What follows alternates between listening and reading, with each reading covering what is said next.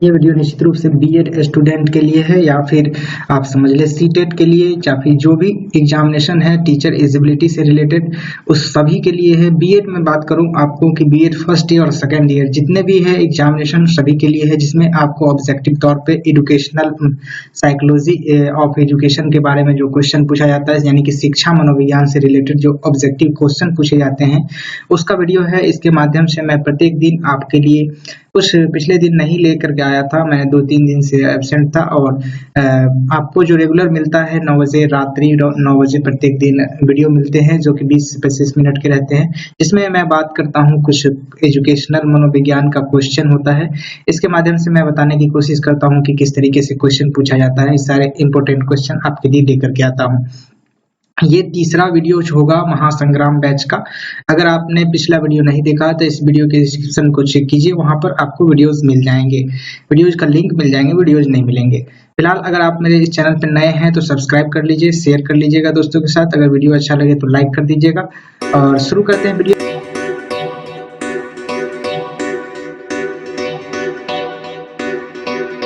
नमस्कार दोस्तों, आपके अपने YouTube चैनल एवरीथिंग अभिषेक पे आप सभी का मैं अभिषेक स्वागत करता हूं।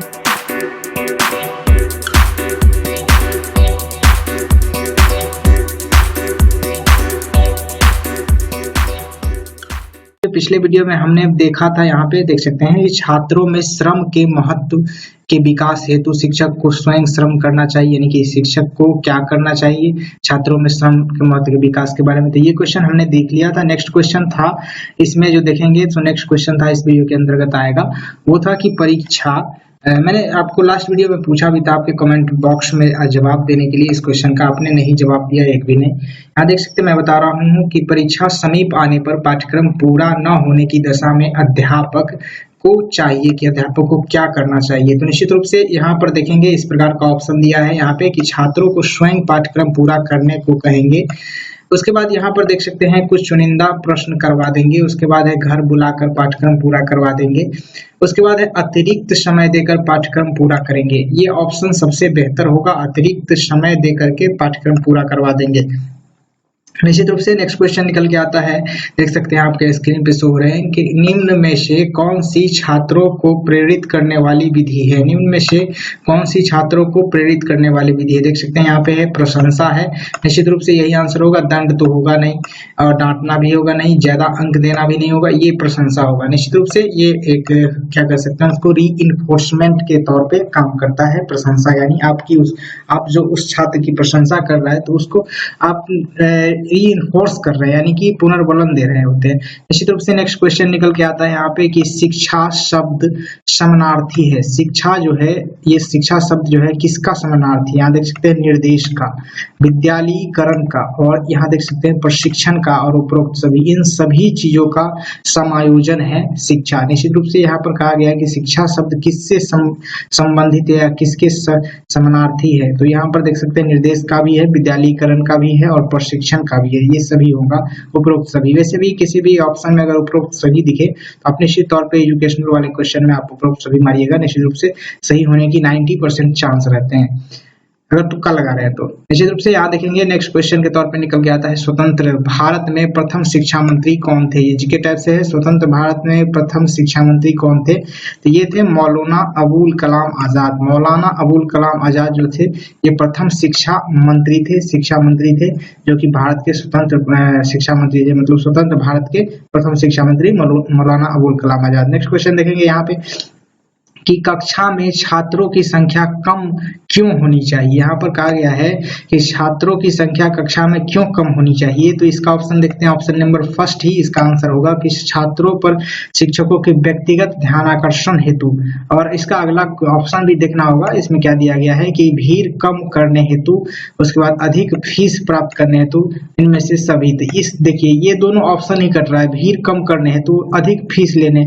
प्राप्त कर, ये अधिक शब्द है निगेटिव है, भीड़ निगेटिव शब्द है, लेकिन यहाँ पर देखें तो ध्यान आकर्षण पॉजिटिव शब्द है, यहाँ पे शिक्षक की बात की जा रही है। नेक्स्ट क्वेश्चन देखेंगे, यहाँ पे निकल के आता है कि प्रतिभाशाली बालक को की जो है क्या विशेषता होती है। प्रतिभाशाली बालक की क्या विशेषता होती है, देख सकते हैं यहाँ पे अध्ययन में अरुचि, सेवा भाव, मानसिक प्रक्रिया की तीव्रता, देख सकते हैं यहाँ पे मानसिक प्रक्रिया की तीव्रता। उसके बाद है पर्यटन में रुचि, निश्चित रूप से यहाँ देखेंगे पर्यटन में रुचि है, तो आप इसका जवाब दे सकते हैं, इसका आंसर होगा देख सकते हैं मानसिक प्रक्रिया की तीव्रता। यानी प्रतिभाशाली बालक की क्या विशेषता होती है, तो मानसिक प्रक्रिया की तीव्रता होती है, उसकी जो मानसिक संक्रिया होती है वो फास्ट करता है। निश्चित रूप से यहाँ देखेंगे नेक्स्ट क्वेश्चन निकल के आता है कि भारत के संविधान में किस धारा के अंतर्गत प्राथमिक शिक्षा को निःशुल्क एवं अनिवार्य बनाने का प्रावधान है। यहाँ पर कहा जा रहा है कि भारत के संविधान में किस धारा के अंतर्गत प्राथमिक शिक्षा को निःशुल्क एवं अनिवार्य बनाने का प्रावधान है।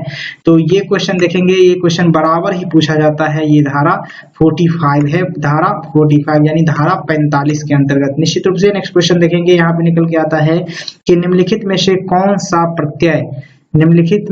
कौन सा प्रत्यय पर्यावरण से प्रभावित होता है, यानी कि कौन सा इसमें जो है कि पर्यावरण से प्रभावित होता है। निश्चित रूप से यहाँ देखेंगे बुद्धि, शारीरिक वृद्धि, उसके बाद स्वभाव और उपरोक्त सभी। तो यहाँ देखेंगे जो कह रहा है कि कौन सा पर्यावरण से प्रभावित होता है, कौन सा चीज जो है इसमें से कि पर्यावरण से प्रभावित होता है। निश्चित रूप से आप जिस एनवायरनमेंट में रहेंगे उसी तरीके का आपका स्वभाव होगा। अगर आप जिस एनवायरनमेंट में रह रहे हैं, यानी कि मान के चलिए आप किसी भी एनवायरनमेंट में रह रहे होते हैं, तो उसी तरीके का आपका बिहेव होता है, उसी तरीके के आप स्वभाव करते हैं, तो ये बेहद अच्छे तरीके से प्रभावित होता है। निश्चित रूप से देखेंगे नेक्स्ट क्वेश्चन निकल के आता है यहाँ पे कि यहाँ पर पर्यावरण का मतलब ये नहीं कहा जा रहा है कि आप किस वातावरण में रह रहे हैं, यहाँ पर कह रहा है कि आपका जो परिवेश कैसा है, ये चीज कहना चाह रहा है यहाँ पर शिक्षा के रिलेटेड, इसलिए ये आंसर होगा। अगर पर्यावरण रहता तो निश्चित ही रूप से शारीरिक वृद्धि पर डिपेंड करता है, यानी आप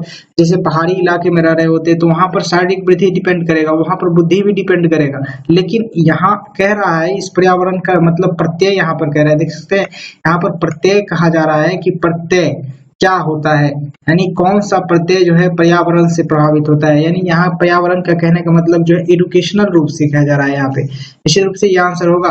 और उपरोक्त सभी भी लगाते हैं तो आपको कोई डिफर नहीं करेगा, यानी कि जो आपका जो आंसर है किस तरीके से निकल के आया है बोर्ड के हिसाब से, ये चीज डिपेंड करता है। यहाँ पर उपरोक्त सभी भी हो सकता है। यहाँ देखेंगे नेक्स्ट क्वेश्चन निकल के आता है, निम्नलिखित में से किस कारण से बालक कुंठा जन्म लेती है, बालक में जो है कुंठा की जन्म होती है।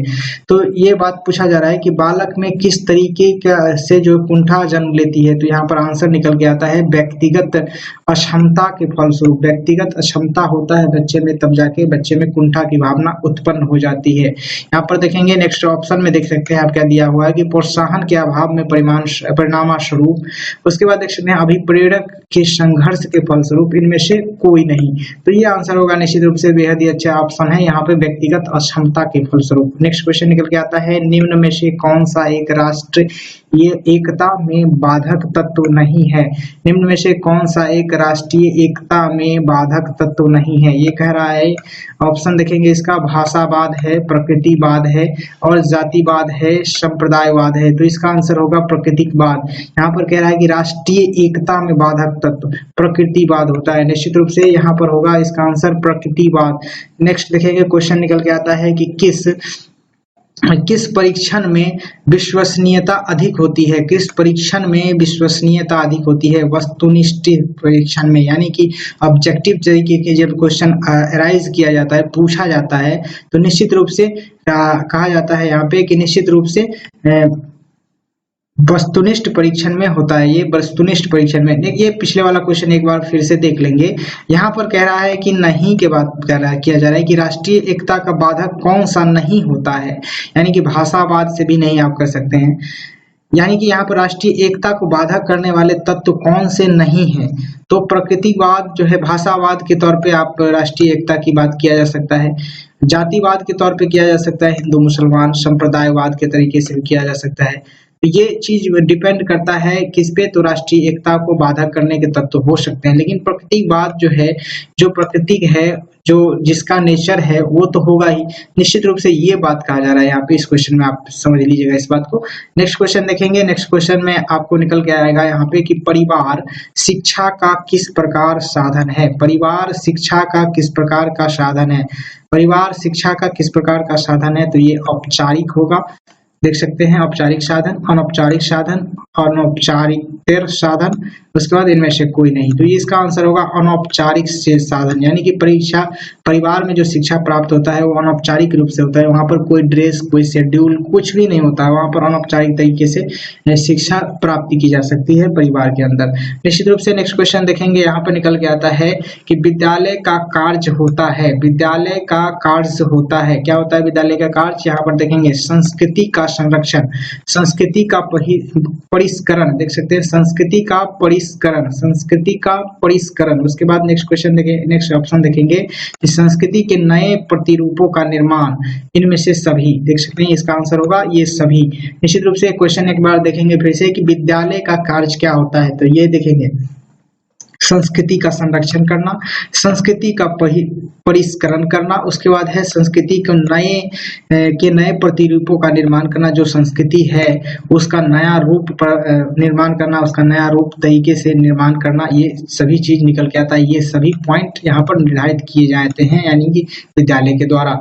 देखेंगे नेक्स्ट क्वेश्चन यहाँ पे निकल के आता है किस वर्ग का, देख सकते हैं यहाँ पे नेक्स्ट क्वेश्चन है कि किस वर्ग का मान जिसकी आवृत्ति सबसे अधिक होती है उसे कहते हैं, देख सकते हैं किस वर्ग का मान जिसकी आवृत्ति सबसे अधिक होती है उसे क्या कहते हैं? तो देखेंगे मध्यमान, इसका आंसर होगा मध्यमान। देख सकते हैं किसी वर्ग का मान जिसकी आवृत्ति सबसे अधिक होती है उसे क्या कहते हैं? तो ये मध्यमान होगा। निश्चित रूप से ये second year, BEd second year वाले ये क्वेश्चन सेकेंड ईयर के हैं, देख सकते हैं यहाँ पे निकल के आता है। यहाँ पे निरौपचारिक शिक्षा का साधन है, निरौपचारिक शिक्षा का साधन नहीं है। यहाँ पर देखेंगे निरौपचारिक शिक्षा का साधन नहीं है, कौन सा? सिनेमा घर, ये निरौपचारिक शिक्षा है। और देखेंगे यहाँ पर कक्षा शिक्षण है। उसके बाद यहाँ देखेंगे टीवी, परिवार, यानी निरौपचारिक यानी औपचारिक नहीं, ये शब्द का थोड़ा डिफरेंस है, देख सकते हैं। और औपचारिक निरौपचारिक ये कुछ नहीं होता है यहाँ पर। अनौपचारिक और निरौपचारिक दोनों सेम है, यानी कि सिनेमा घर से आप जो भी शिक्षा हासिल कर रहे हो अनौपचारिक तरीके से हासिल कर रहे हैं, निरौपचारिक तरीके से हासिल कर रहे हैं, यानी कि उसका साइनो दे दिया गया है अनौपचारिक शिक्षा का यहाँ पे। निश्चित रूप से नेक्स्ट क्वेश्चन देखेंगे, इसका आंसर निकल के आता है नेक्स्ट क्वेश्चन का कि निम्नलिखित में, पहले से क्वेश्चन देख ले, निम्नलिखित में से, देख सकते हैं यहाँ पे निम्नलिखित में से कौन सी विधि प्रक्षेपण विधि के अंतर्गत आती है? निम्नलिखित में से कौन सी विधि प्रक्षेपण विधि के अंतर्गत आती है? तो ये मूल्यांकन विधि है या कथाबोध विधि है, साक्षात्कार विधि है, उपरोक्त सभी, ये सभी विधि जो है कि निश्चित रूप से निकल के आती है प्रक्षेपण विधि से, यानी अंतर्गत आती है, प्रक्षेपण विधि के अंतर्गत आती है। मूल्यांकन विधि, कथाबोध विधि, साक्षात्कार विधि, देख सकते हैं यहाँ पे साक्षात्कार विधि, उपरोक्त सभी, ये सभी विधि जो है निश्चित ही रूप से संबंधित होता है प्रक्षेपण विधि से। नेक्स्ट क्वेश्चन देखेंगे, नारी शिक्षा, नारी शिक्षा के क्षेत्र में क्या समस्या है? नारी शिक्षा के क्षेत्र में क्या समस्या है? यहाँ पर देखेंगे उपरोक्त सभी दिया गया है, कौन कौन से आंसर होगा? सह शिक्षा की समस्या निश्चित रूप से सही है, स्त्री शिक्षा के अपव्यय सही है, यहाँ देख सकते हैं शिक्षाओं की समस्या, शिक्षिकाओं की समस्या, यानी कि प्रॉपर वे से शिक्षिकाएं की कमी, यानी कि महिला शिक्षक के कमी होने के कारण नारी शिक्षा जो प्रभावित होता है। निश्चित रूप से यहाँ पर देखेंगे नेक्स्ट क्वेश्चन निकल के आता है, सर्वप्रथम खुला विश्वविद्यालय की स्थापना कब की गई थी? सर्वप्रथम खुला विश्वविद्यालय की स्थापना 1970 में इंग्लैंड में की गई थी। 1970 में इंग्लैंड में की गई थी। कहाँ की गई थी? इंग्लैंड में की गई थी। 1970 में विश्वविद्यालय की स्थापना, खुला ओपन यूनिवर्सिटी की स्थापना। नेक्स्ट क्वेश्चन देखेंगे, ऑपरेशन ब्लैक बोर्ड में किस स्तर की शिक्षा के साधन उपलब्ध कराने की बात कही गई है? प्राथमिक शिक्षा, प्राथमिक शिक्षा, कौन सी शिक्षा? प्राथमिक शिक्षा में जो साधन है उसको उपलब्ध कराने की बात कही गई है ऑपरेशन ब्लैक बोर्ड के अंतर्गत। निश्चित रूप से नेक्स्ट क्वेश्चन देखेंगे, शैक्षिक, देखेंगे यहाँ पर शैक्षिक अवसरों की समानता के लिए किस आयोग ने संतुष्टि की थी? यहाँ पर कहा गया है कि शैक्षिक अवसरों की समानता के लिए किस आयोग ने संतुष्टि की थी। यहाँ पर कहा जा रहा है कि किस अवसर, शैक्षिक अवसरों की समानता के लिए, यानी शैक्षिक अवसरों की समानता के लिए कौन से आयोग जिम्मेदार हैं? तो यहाँ पर देखेंगे भारतीय शिक्षा आयोग 1964, यानी कि नेशनल एजुकेशन कमीशन, यानी कि एनईपी 1964 जो है उसके अंतर्गत आप जो है कि शैक्षिक अवसरों की समानता की बात कही गई थी। निश्चित रूप से नेक्स्ट क्वेश्चन देखेंगे, बालक को देख सकते हैं, बालक को सामाजिक व्यवहार की शिक्षा दी जा सकती है। बालक को सामाजिक व्यवहार की शिक्षा दी जा सकती है किसके द्वारा? विद्यालय में सामाजिक और सांस्कृतिक गतिविधि द्वारा। किसके द्वारा? गतिविधि द्वारा। विद्यालय में जो सामाजिक सांस्कृतिक गतिविधि होते हैं उसके द्वारा। निश्चित रूप से नेक्स्ट क्वेश्चन निकल के आता है यहाँ पे कि राष्ट्रीय शिक्षा नीति 1986 में शिक्षा का निम्नलिखित में से कौन सा स्वरूप वर्णित है? यहाँ पर कहा गया है कि राष्ट्रीय शिक्षा नीति 1986 में शिक्षा का निम्नलिखित में से कौन सा स्वरूप वर्णित है? तो इसका आंसर होगा, ये देख सकते हैं 10 + 2 + 3। अब नई शिक्षा की नीति के अनुसार मैंने नई शिक्षा की नीति के बारे में बता चुका है। अगर आप वो वीडियो नहीं देखे हैं तो इस वीडियो की डिस्क्रिप्शन चेक कीजिए, वहां पर मिल जाएगा, या फिर प्ले लिस्ट में जाइए, वहां पर आपको मिल जाएंगे कंटेम्प्रेरी इंडिया एजुकेशन के अंतर्गत। निश्चित रूप से नेक्स्ट क्वेश्चन देखेंगे, यहाँ पे निकल के आता है कि विद्यालय के संचालन के लिए आवश्यक है। विद्यालय के संचालन के लिए क्या आवश्यक है? तो ये सभी चीज आवश्यक है। विद्यालय संगठन, निश्चित रूप से विद्यालय संगठन, विद्यालय प्रबंधन, विद्यालय प्रशासन, यानी कि ये तीनों चीज होना बेहद ही जरूरी है किसी भी विद्यालय का संचालन करने के लिए। नेक्स्ट क्वेश्चन यहाँ पे निकलेगा, जो कि निकल के आता है कि भारत में राष्ट्रीय शिक्षा पाठ्यक्रम में समाहित किया गया है। यहाँ पर पूछा जा रहा है भारत में राष्ट्रीय शिक्षा पाठ्यक्रम में समाहित किया गया है। भारत में राष्ट्रीय शिक्षा पाठ्यक्रम में क्या समाहित किया गया है, क्या किसको जोड़ा गया है? यहाँ पर देख सकते हैं स्वतंत्रता आंदोलन का इतिहास, संवैधानिक दायित्व, यहाँ पर पर्यावरण संरक्षण। नेक्स्ट क्वेश्चन देखेंगे, इसका नेक्स्ट ऑप्शन उपरोक्त सभी, यानी कि इन सभी चीजों को भारतीय पाठ्यक्रम के अंतर्गत जोड़ा गया है। भारत में राष्ट्रीय शिक्षा पाठ्यक्रम में स्वतंत्रता का आंदोलन का इतिहास भी जोड़ा गया है, संवैधानिक दायित्व क्या क्या है उसको भी जोड़ा गया है, यहाँ पे पर्यावरण संरक्षण की बात को भी जोड़ा गया है, इन सभी चीजों को जोड़ा गया है। नेक्स्ट क्वेश्चन देखेंगे, 3 से 5 आयु वर्ग के बच्चे को शिक्षा प्रदान की जाती है। 3 से 5 वर्ग आयु के बच्चे को शिक्षा प्रदान की जाती है। किस तरीके की शिक्षा? यहाँ पर देखेंगे औपचारिक शिक्षा, निरौपचारिक शिक्षा और अनौपचारिक शिक्षा, तीनों। यहाँ पर देखेंगे निरौपचारिक शिक्षा, ये आंसर होगा इसका। 3 से 5 वर्ग के बच्चों को ऑडियो विजुअल के माध्यम से, हाव भाव के माध्यम से, ड्रामा के माध्यम से, पारिवारिक जो सिचुएशन होता है उसके माध्यम से, परिवार के तौर पे, तो ये सभी चीजों से, तो ये सभी चीज निकल के आता है निरौपचारिक शिक्षा के अंतर्गत आता है। निश्चित रूप से देखेंगे। इसके बाद निकल के आता है नेक्स्ट क्वेश्चन, वो होगा विद्यालय नियम संहिता का प्राथमिक उद्देश्य है। विद्यालय नियम संहिता का प्राथमिक उद्देश्य क्या है? तो यहाँ पर देखेंगे निकल के आता है अपराधी बालकों को उचित दंड प्रदान करना। अपराधी बालकों को उचित दंड प्रदान करना, यह आंसर होगा इसका। नेक्स्ट क्वेश्चन देखेंगे। नेक्स्ट क्वेश्चन यहाँ पे निकल के आता है उपरोक्त भाषा के उपरोक्त तरीके से परिभाषित किया जा सकता है। भाषा को उपयुक्त तरीके से परिभाषित किया जा सकता है, यानी भाषा को उपयुक्त तरीके से परिभाषित किया जा सकता है। किस तरीके से? यहाँ पर देखेंगे आंसर निकल के आएगा, अनुभव को प्रकट करने का माध्यम है, यानी कि अनुभव को प्रकट करने का माध्यम ही भाषा कहलाता है। निश्चित रूप से यहाँ पर सही बात कही गई, एकदम फैक्ट बात कहा गया है कि भाषा को उपयुक्त तरीके से परिभाषित किया जा सकता है। किस तरीके से? जैविक विकास का परिणाम, गलत बात। यहाँ देख सकते हैं उत्तम समस्या समाधान की दिशा में एक कदम, कुछ औचित्य नहीं है इस ऑप्शन का। यहाँ पर देखेंगे आत्मा उन्नति का माध्यम, सबसे बेहतर ऑप्शन है ये, अनुभव को प्रकट करने का माध्यम है। निश्चित रूप से भाषा से हम क्या करते हैं, तो अपने अनुभव, अपने विचारों को प्रकट करते हैं एक दूसरे के समक्ष। नेक्स्ट क्वेश्चन निकल के आता है कि कक्षा नियंत्रण की सबसे महत्वपूर्ण विधि है। कक्षा नियंत्रण की सबसे महत्वपूर्ण विधि है प्रजातांत्रिक उपागम। प्रजातांत्रिक उपागम, यानी कि जब हम बच्चे की बात सुनते हैं, प्रजातंत्र के मतलब क्या हुआ, तो मतलब जब आप जनता को सुनते हैं, जनता के माध्यम से चलते हैं, जनता के विचारों को आप फॉलो कर रहे हैं, तो वो प्रजातांत्रिक रूप से कहलाता है, प्रजातांत्रिक उपागम कहलाता है। यहाँ पर भी वही बात कहा जा रहा है कि जब आप बच्चे की बात सुनते हैं, इनकी चाइल्ड सेंटर्ड एजुकेशन की बात करी जा रही है इस ऑप्शन के थ्रू। निश्चित रूप से यह आंसर होगा प्रजातांत्रिक उपागम।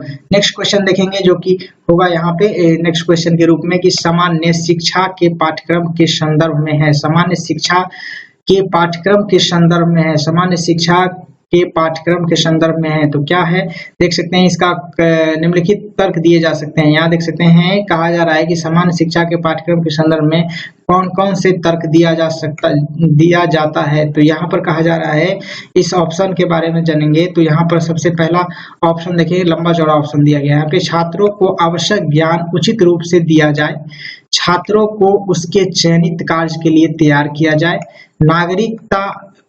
नागरिकता और सामाजिक कुशलता प्रशिक्षण दिया जाए, या फिर देख सकते हैं नेक्स्ट क्वेश्चन के रूप में है कि भारतीय सांस्कृतिक धरोहर की ओर उन्मुख किया जाए। तो ये सबसे बेहतर ऑप्शन होगा इस तरीके का। अगर आपको लगता है कि इसमें जो छात्रों का जो चयन है, सामान्य शिक्षा पाठ्यक्रम कहा जा रहा है यहाँ पे, सामान्य शिक्षा के जो पाठ्यक्रम है उसके अंतर्गत क्या होनी चाहिए, तो सामान्य शिक्षा के अंतर्गत यही होना चाहिए, भारतीय सांस्कृतिक धरोहर की ओर उन्मुख किया जाए, यानी कि उसकी ओर भारतीय संस्कृति का क्या क्या धरोहर है। सामान्य शिक्षा की बात की जा रही है, ऑप्शन क्वेश्चन में ध्यान देंगे कि किस शिक्षा की बात करी जा रही है, तो उसके अंतर्गत आपको इस ऑप्शन को टिक करना होगा। ध्यान से इस बात को समझ के, यहाँ सामान्य शिक्षा की बात करी जा रही है तो यहाँ पर होगा ऑप्शन भारतीय सांस्कृतिक धरोहर की ओर उन्मुख करना, अग्रसर कराना। नेक्स्ट क्वेश्चन के तौर पर निकल के आता है यहाँ पे कि एक अध्यापक का सबसे महत्वपूर्ण कार्य होता है शिक्षण करना। बेहद ही इंपॉर्टेंट कार्य होता है कि बच्चे को शिक्षित करना। एक अध्यापक का सबसे महत्वपूर्ण कार्य क्या होता है, तो जो आप शिक्षक है तो शिक्षण कराइए, ये आपकी सबसे महत्वपूर्ण कार्य होगा। नेक्स्ट क्वेश्चन के तौर पे निकल के आएगा जो आपके लिए होगा, जिसका जवाब आप कमेंट बॉक्स में दीजिएगा।